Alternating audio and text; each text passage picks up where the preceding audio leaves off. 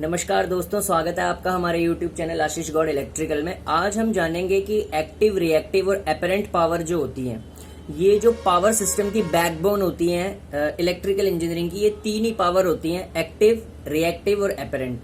इन तीनों में फर्क क्या होता है, ठीक है ना, क्या चीज इन्हें अलग अलग बनाती है। तो देखिए, सबसे पहले हम समझते हैं एक्टिव पावर क्या होती है। देखिए, एक्टिव पावर हम उस पावर को कहते हैं जो सर्किट में कुछ काम करके देती है, ठीक है ना, जिस की वजह से, ठीक है ना, सर्किट में कुछ काम करने को मिलता है, ठीक है ना, यानी जो एक्टिव है, जिसकी वजह से सर्किट हमारा चल रहा है।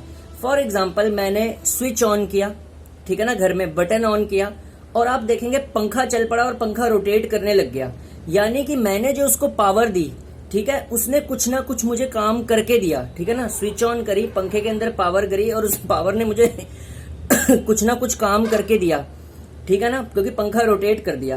तो उस पावर जो सर्किट में एक्चुअली कंज्यूम होती है, the component of the power which gets actually consumed in the circuit, that particular power is known as the active power, ठीक है ना। और एक्टिव पावर हमेशा डिनोट होती है VI cos फाई से, ठीक है ना, यानी voltage into current multiply by cos phi, ठीक है।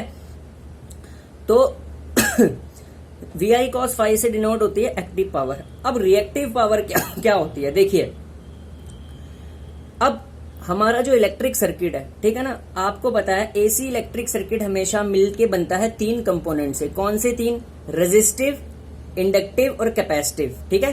तो रेजिस्टेंस के साथ साथ उसमें इंडक्टेंस और कैपेसिटेंस भी होती है। अब जरा ध्यान से सोचिए, आपने एसी सर्किट में पढ़ा होगा कि कैपेसिटेंस और इंडक्टेंस दो ऐसे कंपोनेंट्स होते हैं जिनके अंदर रिएक्टिव पावर का कंपोनेंट होता है। अब ये रिएक्टिव पावर क्या होती है? रिएक्टिव पावर कभी भी सर्किट में कंज्यूम नहीं होती, ठीक है।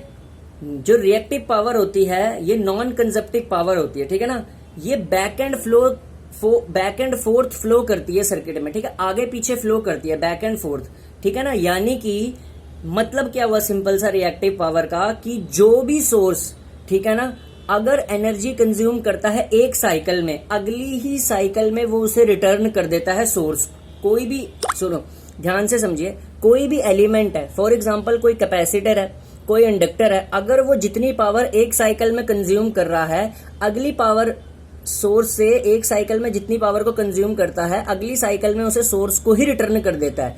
यानी कि जो नेट कंपोनेंट हुआ पावर का वो जीरो हुआ, ठीक है। यानी कि ये बैक एंड फोर्थ फ्लो करने वाली पावर होती है, इसको बोलते हैं रिएक्टिव पावर। ये पावर दो ही एलिमेंट्स के अंदर पाई जाती है, पहली इंडक्टिव कंपोनेंट के अंदर और कैपेसिटिव कंपोनेंट के अंदर। अब बात करते हैं एपरेंट पावर की। देखिए, एपरेंट पावर जो होती है ये फेजर सम होती है एक्टिव पावर और रिएक्टिव पावर का। एपरेंट पावर को डिनोट किया जाता है S से, ठीक है। S is equals to P plus JQ। P से डिनोट होती है हमारी एक्टिव पावर, यानी कि जो काम करके देती है, करंट के कॉस कंपोनेंट की पावर, यानी VI cos phi. Active power का फॉर्मूला किलोवाट होता है, प्लस J इंटू Q यानी रिएक्टिव पावर। रिएक्टिव पावर जो बैक एंड फोर्थ फ्लो करती है, सर्किट में कंज्यूम नहीं होती, ठीक है।